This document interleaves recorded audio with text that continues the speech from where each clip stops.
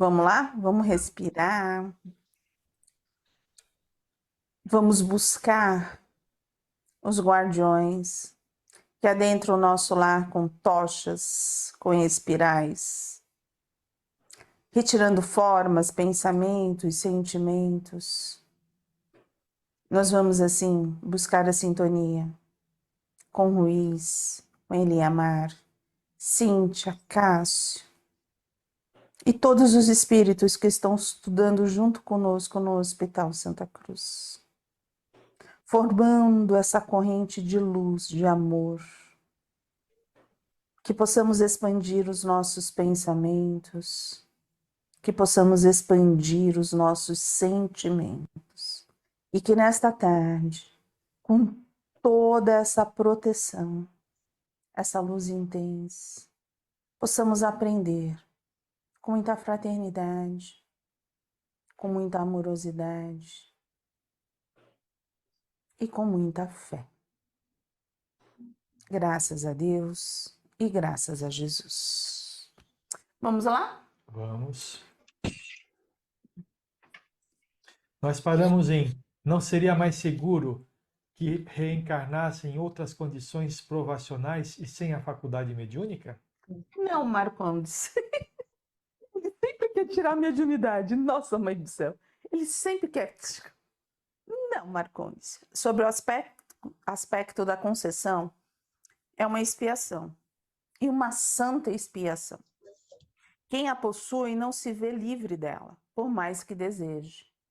É uma imposição ao livre-arbítrio de almas que perderam, temporariamente, a condição de gerir os seus destinos sem restrições. Aliás, o grande objetivo da reencarnação, para os portadores da sensibilidade mediúnica mais ostensiva, é exatamente consolidarem qualidades eternas que lhes ensejem condições mentais e afetivas de serem os escultores dos seus próprios caminhos. Aí tem uma coisa interessante, não sei se vocês perceberam. É uma imposição ao livre-arbítrio da alma que perderam temporariamente a condição de gerir os seus destinos sem restrições. Ou seja, na grande maioria aqui, quando são espíritos que não conseguem mais trabalhar no planejamento da própria encarnação. Então eles recebem isso como se fosse uma expiação, mas também um grande aprendizado, né? Nenhuma expiação é desprovida de aprendizado. Então, eu fiquei na dúvida em relação a isso. A prova não é aquela que é imposta? A prova não é imposta? Não vejo assim. Não. Não seria uma imposição? A expiação a gente passa. Porque aqui nesse caso, como eu falei que é uma santa expiação, a mediunidade, eu falei assim, mas se ele perde o livre-arbítrio, então é uma coisa que ele não pode escolher, é uma imposição. Aí Então, eu mas fiquei na dúvida. pensa bem assim, eu não sei, eu não tenho conhecimento para te responder efetivamente, mas eu fico pensando da seguinte forma: quem passa por prova é aquele que já aprendeu alguma coisa, certo? Porque não Certo. adianta você colocar a prova para quem não aprendeu nada, né? Então, Uhum. esses que aprenderam alguma coisa, eles já têm capacidade de escolher, certo? Certo. Então, a prova é escolhida pelo próprio espírito. Eu Tá. vou passar por aquilo, eu vou Eu fazer quero dessa. passar por aquilo em naquele momento da minha vida para saber se realmente Entendi. eu já aprendi, Entendi. se eu não vou falhar, entendeu? Aí você fala assim, mas vocês sempre falaram que nem assim. Vamos lá, no meu caso, passando pelo câncer, preciso queimar.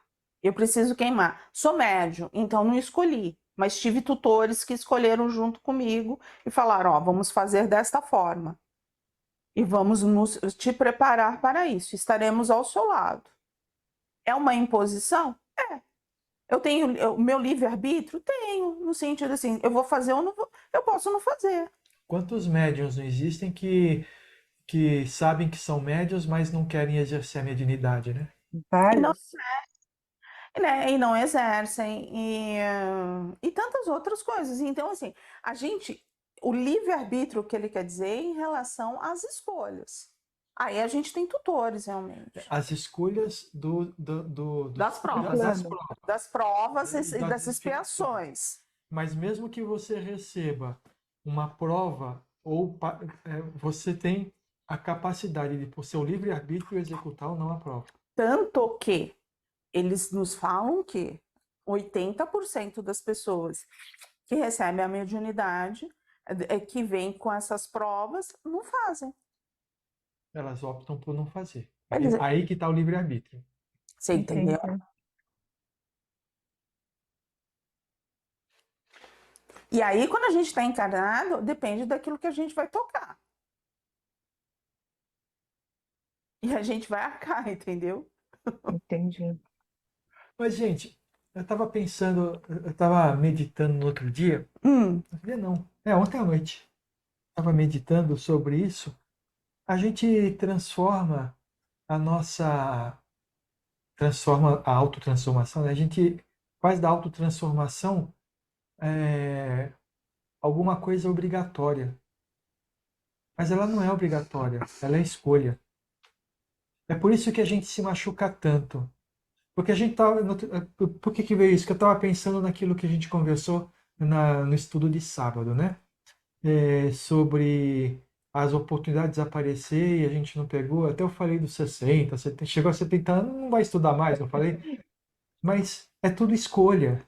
Deus não obriga a gente a fazer nada. A gente vai escolhendo porque a gente vai percebendo que o que nós estamos fazendo não está nos trazendo felicidade. E aí, de repente, aparece uma coisa diferente, assim, deixa eu tentar isso. E aí você, por livre e espontânea vontade, você tenta. E percebe que é melhor. Então você adota aquilo para a sua vida. Sim. Quando a gente adota porque a gente fala assim, não, porque tem que ser assim, porque é evolução, não vai funcionar. A gente vai ficar dando murro em ponta de faca, vai ficar se machucando porque não vai dar certo. Ou então vai se enganar, né? Vai se enganar, vai colocar máscara, né? Vai ser, como que é? Tô melhorzinho, né? Eu não quis falar. Eu não quis falar. Veja, é nosso caso, a nossa escolha. A gente não poderia estar num domingo, sei lá, na praia, aproveitando e passeando. A gente tem como que esse estudo é bom para nós, é nosso livre-arbítrio, a gente está aqui porque ninguém está obrigando a gente quer estar. Então, só que assim, Solange, o Ruiz na sexta-feira nos falou uma coisa. Quantos e quanto tempo a gente falou não? A gente tá no E mesmo aí, caminho. e aí, assim, ele trouxe algo para que a gente refletisse. Quando a gente fala que a gente está melhorzinho, muitas vezes a gente estaciona. Então é isso. A gente deu o passo, ok. Continua dando passo. É isso que ele quer dizer. Anda. Segue o fluxo. Vai no fluxo. Não para. Porque cada vez que a gente fala que a gente está melhorzinho, a gente para. Fala que tá melhorzinho assim. Não é assim. Eu entendo a Ledinha, ela é esforçadinha, ela está no processo. Estamos dando um passo Pela diário. esforçadinha. Muito obrigada pela esforçadinha. Adorei. Faz coraçãozinho para ela. Desligou seu microfone, Lange. Ai, desculpa, Ledinha, nós estamos nos esforçando, nós estamos dando o nosso passinho de formiguinha, nós estamos melhorando de pouquinho em pouquinho. Você sabe como é que eu vejo isso? Imagina que você precisa fazer uma viagem, né? É. Viagem que não sei o que lá, tal. Aí você fala assim, puxa, mas é uma viagem, é cansativa. Aí você resolve fazer a viagem. Tá um pouco melhorzinho significa que você entrou no carro, mas você não ligou, você não se colocou a andar, mas você já está dentro do carro, então você está melhorzinho. Entendeu? Claro que eu entendi. A gente só... O meu domingo hoje só foi leituras, Evangelho, esse capítulo eu reli de novo, li o Antonino, eu li o Vijay Orai, eu li Céu e Inferno, passei o domingo lendo, eu estou melhorzinha. Quando que eu ia fazer isso 58 anos atrás? Não iria. Não iria. Olha, o que eu quis dizer com isso é o seguinte: a gente estuda, a gente tem que estudar. Eu falei brincando aqui, ele chegou a 70 anos, não adianta estudar mais, né? Não, tem que estudar, né? A gente estuda. Não tem. Não. Não. Se a pessoa, o que eu quero dizer, o não tem é que estudar, tem que. significa significa que se a pessoa acha que deve estudar, vai em frente. Não é porque tem 70, 80, 90 anos. A dona Elisa, ela fez 90 anos na escola de aprendiz do evangelho que era dirigente. Ela estava fazendo a escola de aprendiz do evangelho, 90 anos. Então, não existe tempo para aprender, né? O que a gente precisa compreender é o seguinte: não é o fato de a gente ler um livro e ver uma série de coisas que fala assim, nossa, que aquilo é bom, que a gente vai conseguir a transformação. Por quê? Porque a gente entendeu que aquilo é bom, Tem que mas a colocar em gente prática. não tem nada. É o ter, né? Vivenciar a coisa. A gente sente que aquilo é bom ou a gente pensa que aquilo é bom. Enquanto a gente está pensando que aquilo é bom, nós vamos colocar as máscaras dizendo que nós estamos mudando. Agora, quando a gente sentir que aquilo é bom, a gente vai se transformar sem esforço. Porque Uhum. aquilo começou pelo lado de dentro e não pelo lado de fora. E a gente não vai trazer isso como pontos, pontuando, como filosofia. Mas ele se tornou essência. Ele se tornou essência antes da cabeça. E essa é a Sentimento, nossa né? grande dificuldade. A Transformar em gente essência. Por quê? Porque a gente tem todas as outras barreiras. Porque para a gente transformar em essência, a gente tem que abrir. E tem que abrir mão do quê? Das máscaras. E abrir mão das máscaras é deixar o homem velho de lado totalmente. E buscar esse novo. O novo do sentir, sabe? De realmente de se colocar ali. O estar melhorzinho, a gente fala brincando, mas o estar melhorzinho significa que a gente está sob controle, mas não está transformado. Porque as máscaras ainda estão. Entenderam o ponto? Educando-se moralmente, os médiuns compreendem as finalidades dessa bênção em suas vidas. O que é essas bênçãos? A mediunidade. Se a gente né, compreender, se autoconhecer, né? Esse autoconhecimento que a gente fala muitas vezes. E que a gente muitas vezes também deixa lá de ladinho. Estariam falando de autonomia à luz do Evangelho. Como defini-la na perspectiva da mensagem cristã? Como a capacidade de gerenciar sua vida íntima com paz e equilíbrio. A autonomia não pode ser confundida com personalismo, individualismo. Faz pensar? Autonomia é uma coisa. Autonomia é uma coisa, Personalismo. né? Individualismo é completamente diferente, então. Totalmente diferente. Se a gente vê, se a gente prestar atenção, ele está falando de gerenciar a vida íntima. A vida íntima. E a gente gerencia a vida íntima sendo ou não o centro das atenções. Não é verdade? Sim, sim. Mas tem muitas pessoas que falam assim, gerenciar a vida íntima. Ah, já sei, gerenciar a vida íntima é você tomar controle dos seus sentimentos. O que ela faz? Coloca outra máscara. Não, porque agora Porque ela está controlando, né? isso. Ainda não é essência, né? Não está Tá só gerenciando a vida íntima. ela está prestando atenção, está pensando, né? Isso, é Sim, isso aí. entendi. Aí tá Não está fazendo ainda assim, aberto, de coração, tá? Ainda isso Ainda está pensando para fazer, para fazer. não está fazendo sem pensar. Entendeu a diferença? Entendi, entendi. E está se Pensar, assustando quando faz, às vezes. toma aquele susto, né? Porque achou que É. andou. Ai, não devia ter feito. É. Não, assim, achou que andou 1 quilômetro, aí quando você vê, você tá Estava Ainda lá pedindo carona lá atrás. na linha da partida ainda. tá dentro do carro. Como diz o Sérgio, tá dentro do carro. Pensava exatamente nisso, dona Modesta. Os médiuns que conheci queriam a autonomia para fazer o que desejavam. Queriam distância das opiniões que contrariavam os interesses. Isso não é autonomia, é vaidade. o traço principal da autonomia como qualidade psicológica da maturidade é a habilidade de gerir os sentimentos para o bem em todas as ocasiões. Essa é a grande dificuldade que nós temos. E quando eu falo isso, no sentido assim, quando você está num grupo, né, é difícil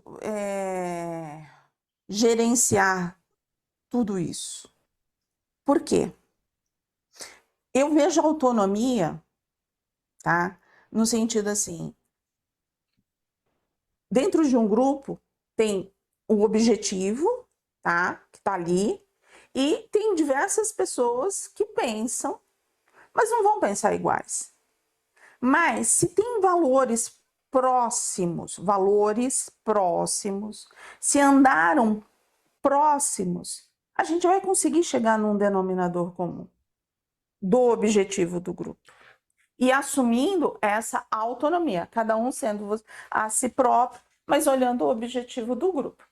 Quando a gente não tem isso, quando a gente é muito diferente, aí onde vem as dificuldades. Porque essa autonomia não existe.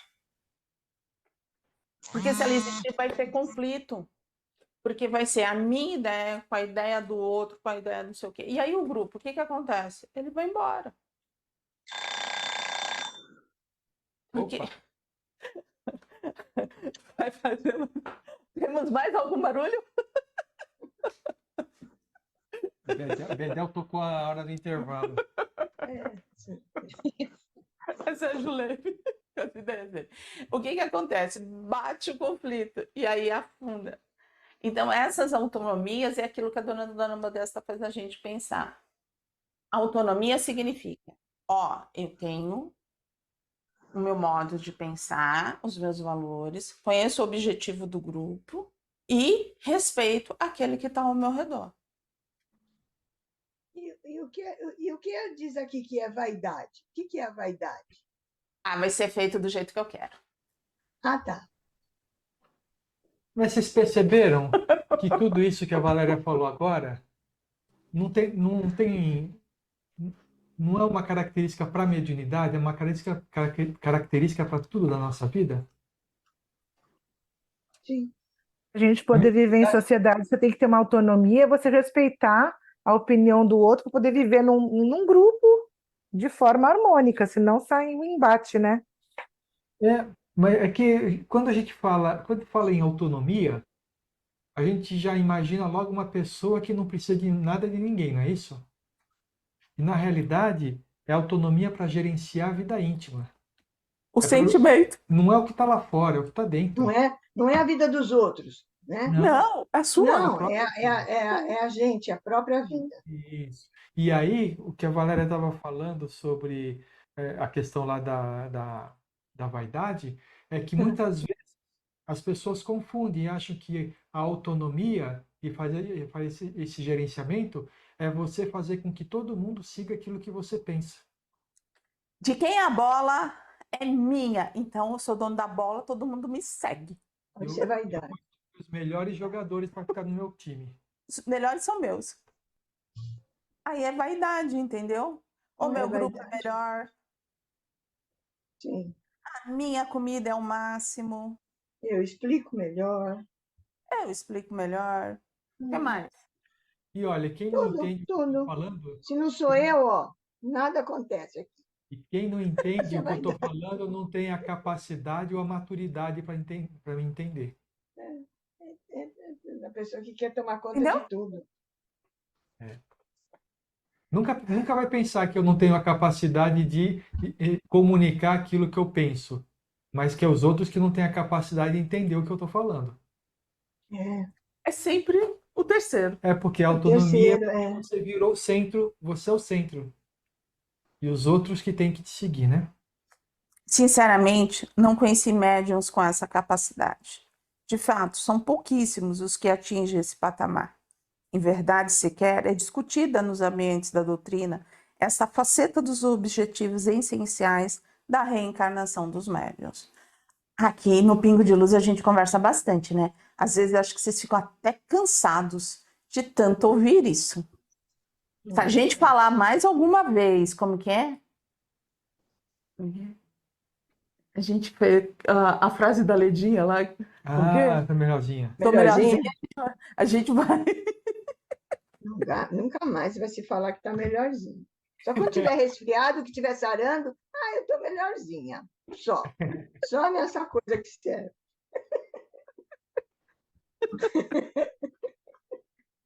Uma indagação me salta na mente. Faça, Marcondes. Seria então por esse motivo subjetivo da alma, o desejo de se afirmar perante si mesmo na autoconquista, com os medianeiros teriam tanto anseios de tarefas maiores e comunitárias? Essa aspiração é inata nos médios. O remorso que lhes enfraqueceu as forças quando por aqui, no mundo extrafísico, é como uma mola propulsora a impulsioná-los incansavelmente para frente na busca de si mesmos. Não se trata tanto de realizações doutrinárias, comunitárias de vulto. Todavia, o aprendizado que farão quando matriculados nessas fileiras de iniciação moral e educativas. Essa é a razão de cultivarem o idealismo que os compele a realizações sociais de largo porte no bem de todos. A força e a coragem que usaram para dilapidar multidões são redirecionadas, nesse momento sublime, para a autossuperação e reeducação dos seus pendores e o contato com seus impulsos mais inferiores. O médium que assume realmente essa responsabilidade, ele tem essa força. Porque o dia a dia não é uma coisa fácil. Ele vai lidar. Ele lida com o quê, principalmente? Com o seu próprio inconsciente. Ele alimenta diariamente que ele não vai cair novamente. Aquele que tem essa consciência.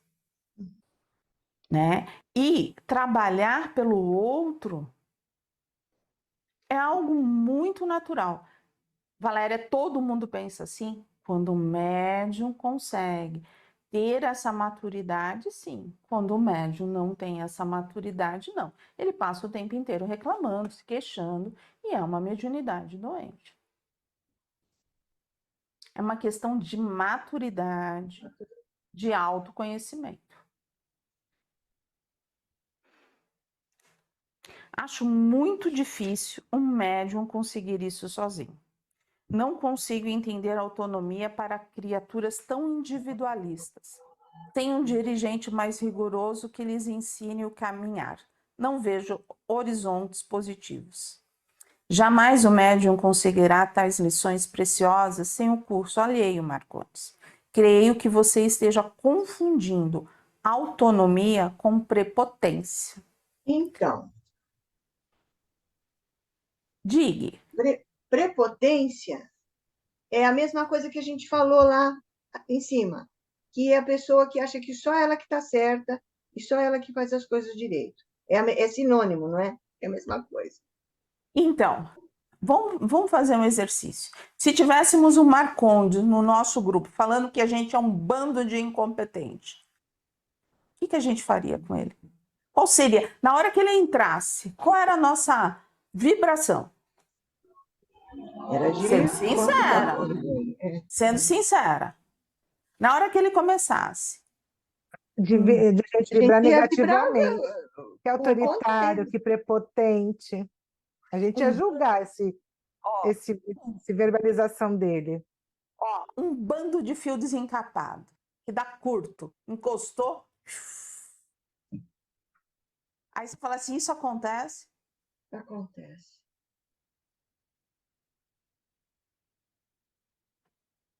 Quando um médium está estudando, quando uma pessoa tem um problema na família, quando nós temos um problema da sociedade, não sempre aparece alguém e fala que você é um fio desencapado? Você não tem modos, você é grosseiro. Por quê? Qual é a diferença que ela tem e que eu tenho? É o sincericídio.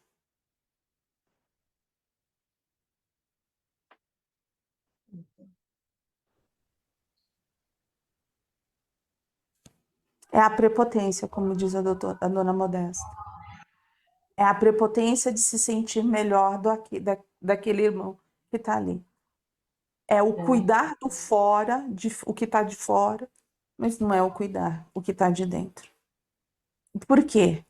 Porque se a gente estivesse dentro, a gente ia gostar de ouvir isso. Alguém ia gostar de ser chamado de fio desencapado, de destrambelhado.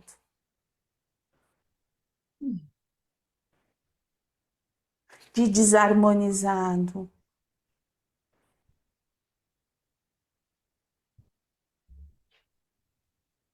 Nossa, esse silêncio. Oi, eu fiz todo mundo pensar. É.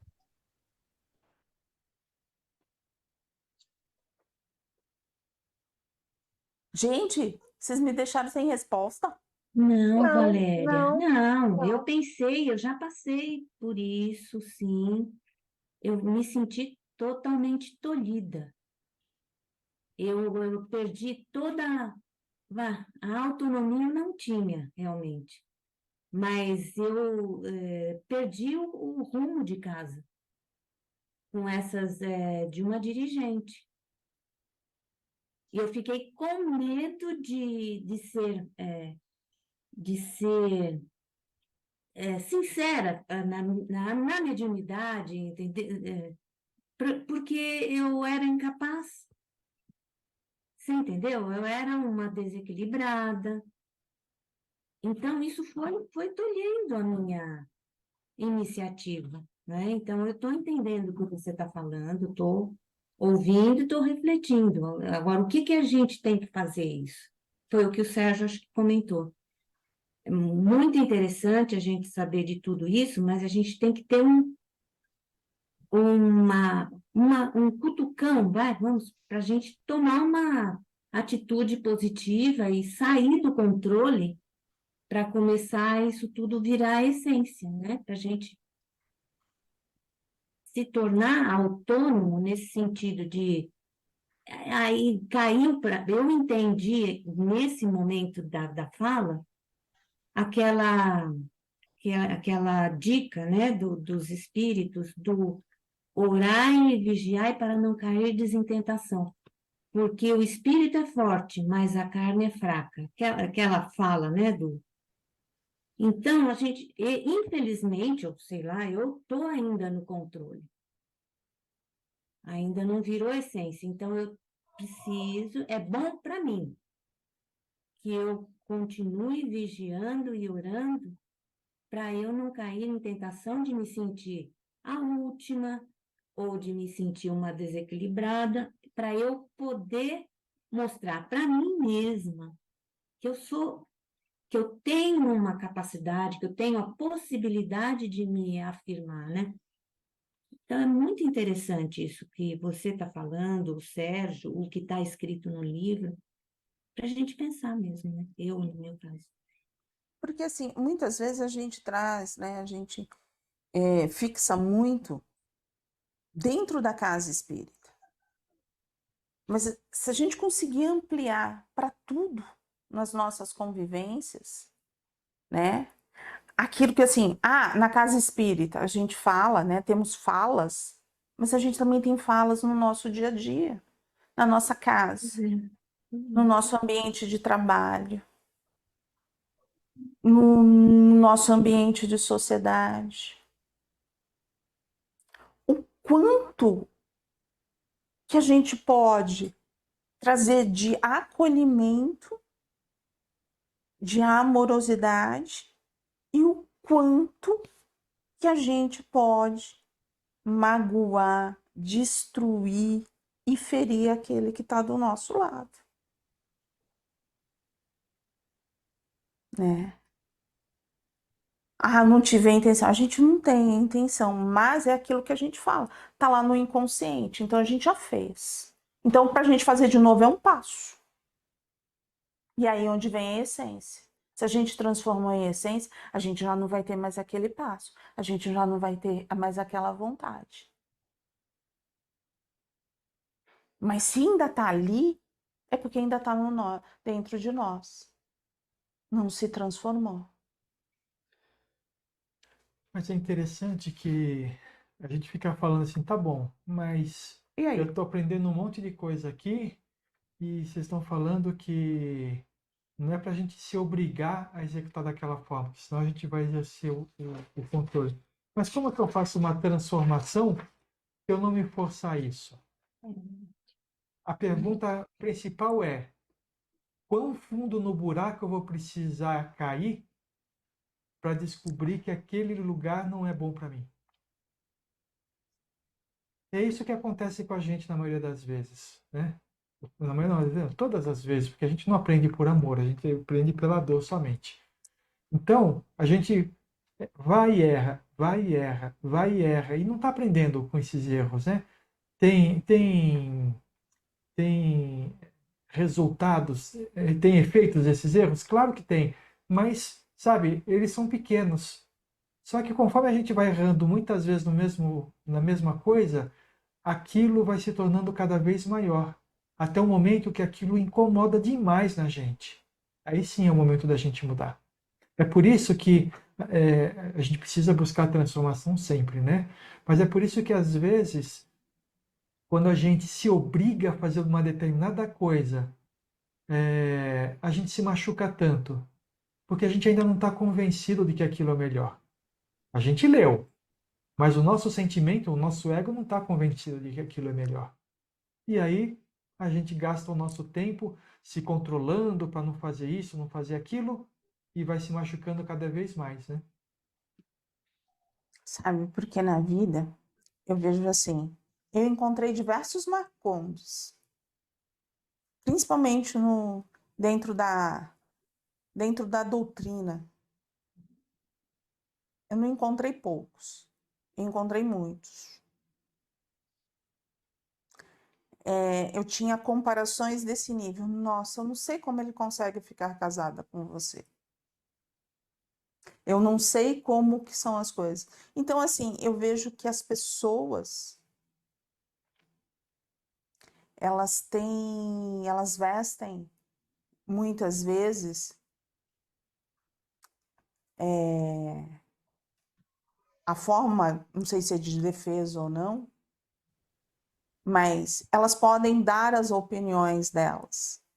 E elas nunca param para pensar o que aquela opinião pode fazer na vida do outro. Qual é a dor que o outro tem. E é onde que a gente foge totalmente do evangelho. Porque Jesus nunca...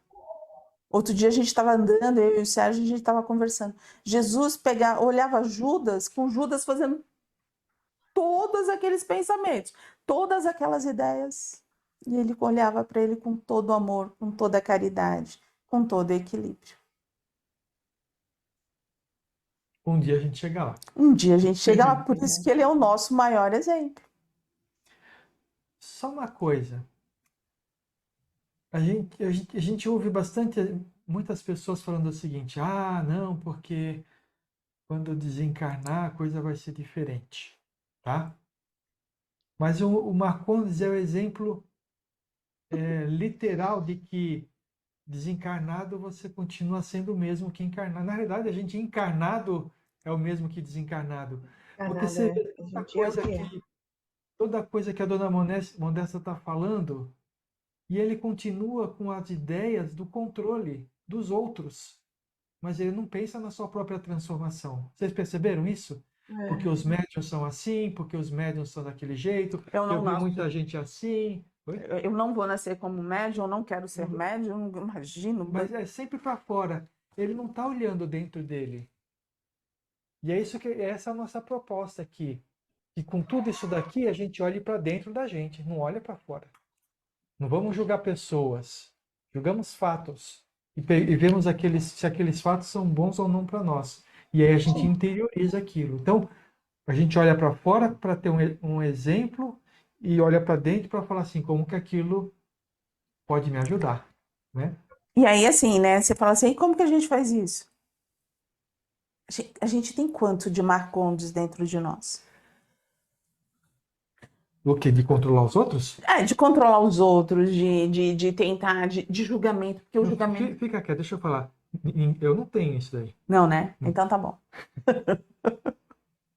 Então tá tudo certo. Coraçãozinho pra você. Ó, metade do coração, tá? Tá. Porque é isso que a gente vê. O quanto que a gente tem dele. Essa é a reflexão que eu faço. O quanto que dele pulsa dentro de mim. Porque eu quero ser diferente. O quanto que a gente tem de todos esses personagens que a gente está vendo no livro. Da Dona Maria Modesta só tem a mediunidade que não chega nem aos pés dela, né? Da Dona Maria Modesta só tem a mediunidade que não chega nem aos pés dela, mas tá tudo certo. Eu nem isso. Mas é o caminho, né? É o caminho que a gente tem que passar, não é? É o caminho que nem o Sérgio estava falando. A gente tem que medir, tem que ver, porque a gente vai se machucar, vai tentar arrumar. É o caminho, não tem outro caminho. Tem outro caminho? Não tem. É esse. É o machucar que faz a gente pensar o que dentro de nós está indo errado. E aí, e agora você falando, sabe, Leda, você vai se machucar, né? E aí, assim, agora a gente entende perfeitamente, eu consigo entender com muita facilidade quando Jesus fala assim: perdoa. Perdoa, eles não sabem o que fazem. Porque às vezes você escuta algumas coisas, você fala assim, gente do céu, aí o que acontece? Se a gente está vivendo no ego, a gente se magoa. Magoa, é. Aí a Às mágoa, vezes assim, entristece até. A gente se entristece. Mas o que a gente pode fazer? Só perdoar e tocar para frente, e mas a seguir. gente se magoa, a gente sente raiva. E a gente só vai parar de se magoar e se ofender e ficar sem raiva conforme a gente vai sofrendo e passando por isso e aperfeiçoando. E vai evoluindo. Mas aí a gente entende o quê? O outro que fez, aquilo que é o de fora, vai continuar a vida, não tá nem aí. Mas você ficou com a mágoa, você ficou com a raiva, você ficou com todas as ervas daninhas. Aí você fala, mas isso daí já tinha dentro de você. Sim, mas ele veio, trouxe, eu peguei o presente, abracei o presente, fiquei com ele e me distanciei de quem? De mim mesmo. De Jesus. Quando ele falava assim para mim, ó, vai e perdoa, porque ele não sabe o que faz. Então, às vezes no primeiro momento não sai um perdão assim, antes de você ter uma mágoa, antes de você ficar triste com a história. Aí depois, no segundo momento, você fala, bom, deixar quieto, caminho que segue, vamos passar um pano aqui, vamos seguir. Pode até ser, mas de cara, Ô, tá tendo Leda, jogo de futebol, é? Ô, O Leda, final do São Paulo. você tá bem melhorzinha do que eu. Porque não é a segunda vez, não. É? Para mim, Eu não escutei. tem que passar. Você tá bem melhorzinha do que eu. Porque para mim é a 20ª, 30ª vez que eu vou pensar no Não, perdão. eu estou falando, não quer dizer que eu faça. Eu estou falando, tá? Boa. Preste atenção, tem um desnível. Tá bom. Eu sei o caminho, agora eu preciso trilhar ele, não é? Gostei. Você precisa percorrer. Gostei. Fazer que nem Isso Matrix. aí. Precisa percorrer É isso aí. o caminho. Bom, Mas- gente, oi. Mas é legal a gente. Não é teoria, isso não é teorizar, mas é colocar em prática, realmente. É aquilo que a gente fala. E na hora. Por que pega? Porque a gente aceita o presente. E por que a gente aceita o presente? Porque nosso ego foi ferido. Ferido. Se a gente deixasse esse ego de lado, buscasse a essência, estava mais fácil. Bom, gente, nós paramos em Foi o que vi, enquanto encarnado na Terra, Dona Modesta.